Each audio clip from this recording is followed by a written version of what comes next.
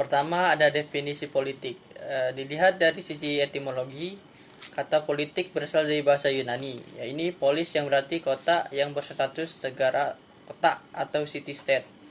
Dalam negara kota di zaman Yunani, orang saling berinteraksi guna mencapai kesejahteraan dalam hidupnya. Politik yang berkembang di Yunani kala itu dapat ditafsirkan sebagai suatu proses interaksi antara individu dengan individu lainnya demi mencapai kebaikan bersama. Pemikiran mengenai politik pun, khususnya di dunia barat, banyak dipengaruhi oleh filsuf Yunani kuno.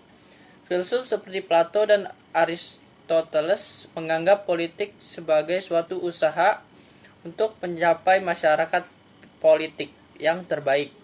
Namun demikian, definisi politik hasil pemikiran para filsuf tersebut belum mampu memberi tekanan terhadap upaya-upaya praksis dalam mencapai politik yang baik. Meskipun harus diakui, pemikiran-pemikiran politik yang berkembang dewasa ini juga tidak lepas dari pengaruh para filsuf tersebut.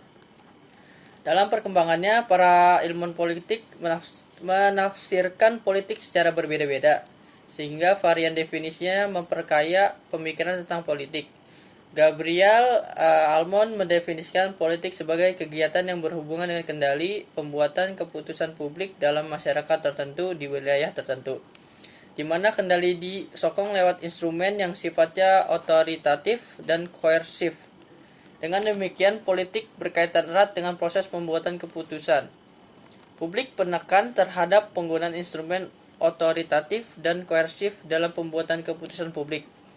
Berkaitan dengan siapa yang berwenang, bagaimana cara menggunakan kewenangan tersebut, dan apa tujuan dari suatu keputusan disepakati. Jika ditarik benang merahnya, definisi politik menurut Almond juga tidak lepas dari interaksi dalam masyarakat politik untuk menyepakati siapa yang diberi kewenangan untuk berkuasa dalam pembuatan keputusan publik. Pada umumnya, definisi politik adalah bermacam-macam kegiatan dalam suatu sistem yang menyangkut proses menentukan tujuan-tujuan dari sistem itu dan melaksanakan tujuan-tujuan itu. Yang kedua, ada budaya politik. Budaya politik merupakan suatu landasan sistem dalam suatu politik yang memberikan suatu arahan dan peran politik yang dilakukan oleh struktur politik. Budaya politik dapat diartikan sebagai suatu landasan akal dari suatu negara. Secara garis besar, budaya politik dapat didefinisikan sebagai suatu pola perilaku atas kebiasaan masyarakat dalam kehidupan berbangsa dan bernegara. Budaya politik untuk berbangsa dan bernegara menyangkut berbagai pola perilaku masyarakat pada penyelenggaraan administrasi negara, adat istiadat, hukum politik pemerintah, dan norma kebiasaan dari masyarakat. Dalam suatu negara pasti mempunyai budaya politik yang berbeda-beda. Terjadinya suatu perbedaan pada budaya tersebut disebabkan oleh banyak hal, antara lain kondisi, situasi, dan pendidikan masyarakat dalam suatu negara.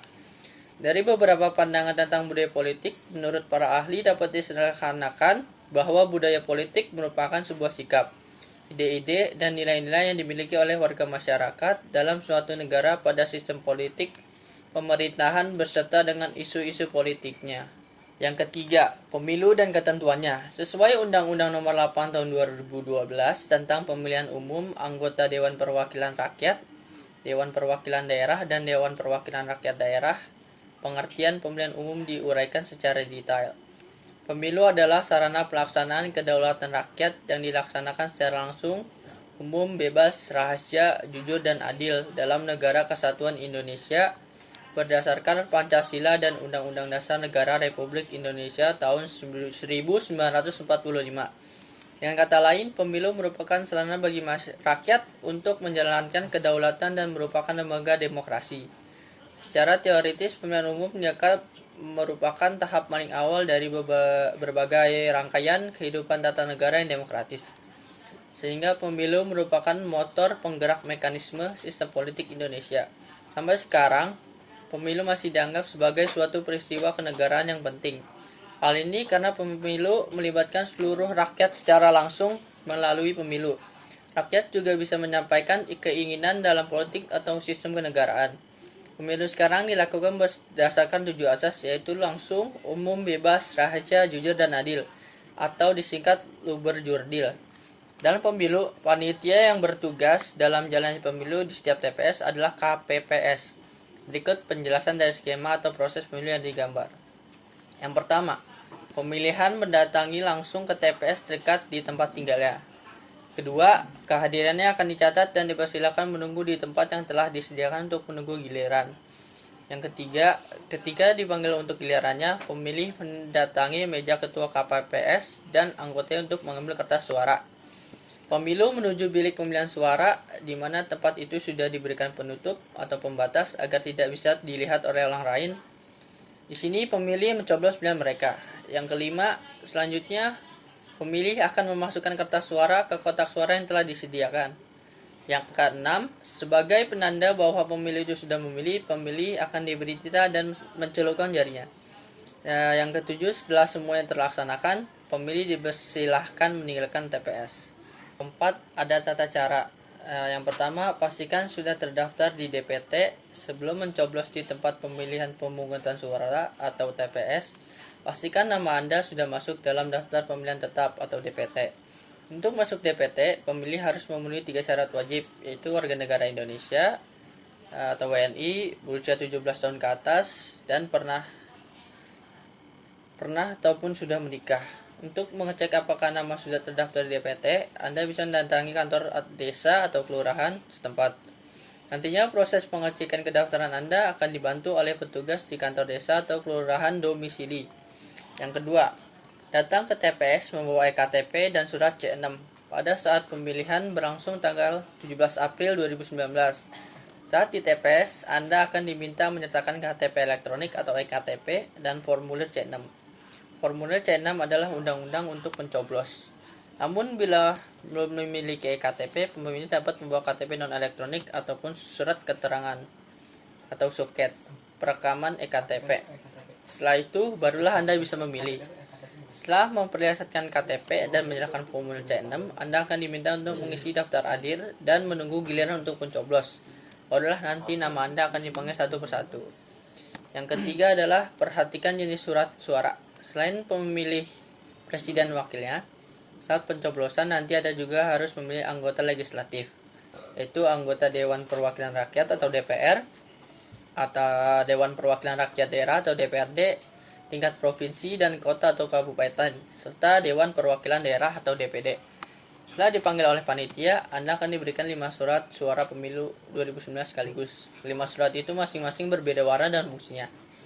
Pertama, surat suara warna abu-abu diperuntukkan bagi surat suara calon presiden dan wakil presiden pemilu. Surat ini terbentuk lembaran persegi panjang dan terdiri dari 2 bagian, yaitu bagian dalam dan bagian luar. Kedua, surat suara kuning untuk anggota DPR. Surat ini membuat daftar calon legislatif yang bertarung mendapatkan kursi di DPR RI. Yang ketiga, surat suara biru untuk pemilihan legislatif DPRD provinsi. Surat ini memuat daftar calon legislatif untuk masing-masing provinsi di Indonesia. Yang keempat, surat suara hijau untuk pemilihan DPRD kabupaten atau kota. Khusus untuk DKI Jakarta, tidak akan menerima surat suara berwarna hijau. Hal itu lantaran DKI Jakarta tidak memiliki DPRD kabupaten atau kota. Yang terakhir, surat suara berwarna putih untuk pemilihan legislatif DPD. Setiap daerah akan diwakili oleh 4 orang anggota DPT yang bertugas di pusat. Pemirsa, kami ingatkan Anda bagaimana cara menandai surat suara untuk pemilu legislatif 9 April 2009 nanti. Ya, surat suara untuk memilih calon anggota DPR RI, DPRD tingkat 1 dan DPRD tingkat 2 formatnya sama, yaitu seperti ini. Ada nomor urut dan lambang partai politik, dan di bawahnya pemirsa ada nomor urut dan nama caleg partai-partai tersebut. Dan cara penandaan atau cara menandainya cukup beri tanda contreng pada nama caleg yang Anda pilih, seperti ini, atau pada nomor urut caleg, atau pada kolom lambang dan nomor urut partai. Ya, ini tampaknya masih penandaan di nomor urut caleg, atau di kolom parpol ataupun lambang parpol. Selanjutnya, ini adalah surat suara dengan format berbeda, yaitu untuk memilih anggota Dewan Perwakilan Daerah. Tidak ada lambang partai, hanya ada nomor urut, foto dan nama calon anggota DPD. Cara menandainya pemirsa beri tanda contreng pada foto calon yang Anda pilih. Ya, pemberian tanda contreng ini di kolom foto memang hanya untuk anggota DPD, berbeda dengan Pemirsa, pada pemilu kali ini KPU menyederhanakan mekanisme penghitungan perolehan suara dan penetapan kursi pemilu 2014. Sesuai Undang-Undang Nomor 8 Tahun 2012 tentang Pemilu, pembagian jatah kursi DPR dan DPRD diselesaikan di daerah pemilihan atau dapil. Ini berbeda dengan pemilu 2009 di mana pembagian kursi baru selesai di tingkat provinsi. Kita akan lihat grafiknya, pemirsa. Ya, di sini pembagian kursi di DPR, seorang calon legislator dinyatakan mendapatkan kursi jika perolehan suaranya lebih besar dari pembagian pemilih atau BPP. Lalu bagaimana cara menghitungnya? Ya, di sini ada langkah pertama di mana menghitung atau hitung jumlah total suara sah secara nasional. Dilanjutkan dengan langkah kedua adalah eliminasi. Eliminasi partai yang tidak mendapat minimal suara 3,5 atau 3,5% dari total suara yang sah nasional atau ambang batas parlemen. Ya, ini kita contohkan di mana misalnya total suara sah nasional adalah ada 100 juta. Di mana partai A 40 juta, dilanjut B 30 juta, C 20 juta, D 5 juta, partai E 3 juta, dan partai F, G, H, I, J ini kurang dari 1 juta. Nah, maka partai yang akan ikut dalam penghitungan selanjutnya adalah partai A, B, C, D, dan E, di mana partai di atas 1 juta. Selanjutnya langkah ketiga, di sini KPU akan mengalokasikan kursi yang tersedia ke partai-partai. Nah, di sini adanya misalnya kalau kita misalkan lagi ada 2 kursi yang tersedia di dapil. Kita sebut saja dapil durian di sini dan ada 7 caleg dari setiap parpol, maka akan ada parpol A, B, C, dan E. Di sini akan terlihat bahwa caleg 1 partai A ada 300 suara, caleg 2 partai A juga ada 8 suara, sementara caleg 3 dari partai yang berbeda yaitu partai B 120 suara, dari caleg 4 partai C 80 suara, dan caleg partai D 10 suara, sama dengan caleg partai 6 partai E maksud kami 10 suara. Nah, di sini maka BPP-nya adalah penjumlahan dari seluruh suara ini dibagi 2 kursi sama dengan 300 suara. Dan selanjutnya nanti tahap 1 alokasi kursi, total suara partai yaitu 380, yang kemudian total dijumlahkan antara 300 dengan 80 suara tadi menjadi 380, lalu total suara partai B, C, dan D serta yang E dijumlahkan menjadi seperti ini, sehingga total suara partai A 380 mendapat 1 kursi. Tahap 2 alokasi kursi dari sisa suara. Di sini terdapat bahwa sisa suara partai B 120 hingga mendapatkan 1 kursi lagi. Dan ini langkah keempat, langkah selanjutnya di mana partai tunjuk caleg untuk duduk di kursi. Di sini partai A dan B masing-masing mempunyai jatah 1 kursi untuk memilih calegnya, yaitu partai A dan B untuk mengurutkan caleg-caleg mana sajakah yang sesuai total suara mereka yang mendapatkan di dapil masing-masing. Ya, tadi kita lihat perjumpaan suaranya di mana caleg dari nomor 1 partai A mendapat 300 suara, dan caleg dari nomor 2 partai A 80 suara, dan caleg 3 partai B 120 suara. Dilihat di sini dari partai A terdapat caleg nomor 1 memiliki suara yang lebih besar, sehingga dari partai A akan menunjuk caleg nomor 1, dan caleg partai B akan menunjuk caleg nomor 3. Dan ini dia kesimpulannya adalah maka untuk dapil durian dengan 2 kursi yang diperebutkan, caleg terpilihnya adalah caleg 1 dan 3. Dan untuk membagi kursi di DPRD ambang batas 3,5% tidak berlaku untuk DPRD provinsi maupun kabupaten kota. Dan artinya seluruh parpol yang memperoleh di sini adalah suara, beberapa pun suaranya akan diikuti pada pembagian kursi. Dan pemirsa, demikian grafik pembagian kursi di DPR. Perbedaan pemilu 2014 dengan pemilu 2019. Pemilu 2019 dilaksanakan secara serentak, sedangkan 2014 tidak dilaksanakan secara serentak. Pemilu serentak 2019 merupakan yang pertama kalinya di Indonesia. Tidak hanya akan memilih presiden wakil presiden, termasuk juga memilih anggota legislatif, dan ada juga yang memilih kepala daerah. Pemilu 2019 lebih membingungkan dibandingkan dengan pemilu 2014. Karena pemilihan umum 2019 dilaksanakan secara serentak. Ini akan membuat kertas suara yang dicoblos semakin banyak juga. Ini akan membingungkan bagi kaum usia lanjut dan baru saja memilih saat pemilihan umum 2014 bukan hari libur nasional.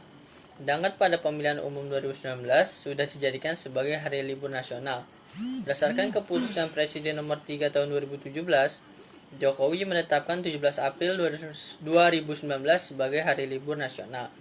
Bagi Anda yang berniat untuk golput karena alasan kesibukan dalam hal pekerjaan pada tanggal 17 April 2019 sudah bisa ikut memilih.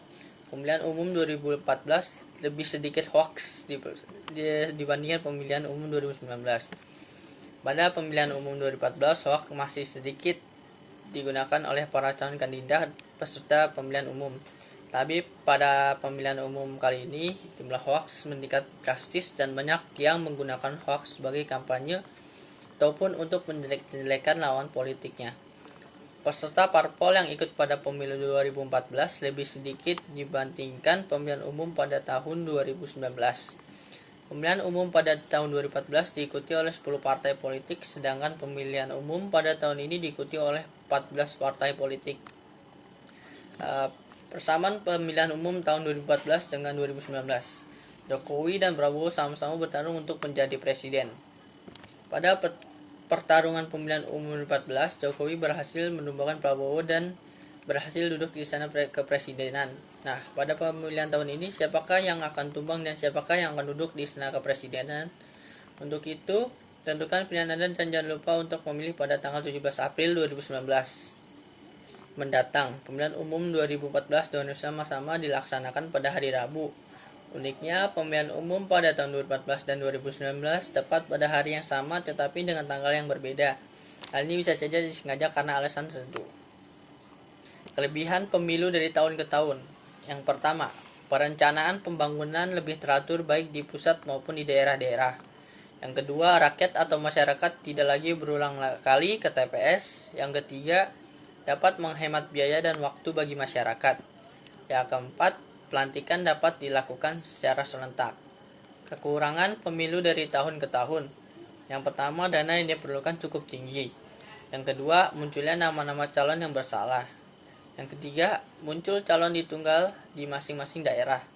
Yang keempat, banyaknya kampanye yang ilegal. Yang kelima adalah politik uang. Ya, sekian pengertian politik dari saya. Wassalamualaikum warahmatullahi wabarakatuh.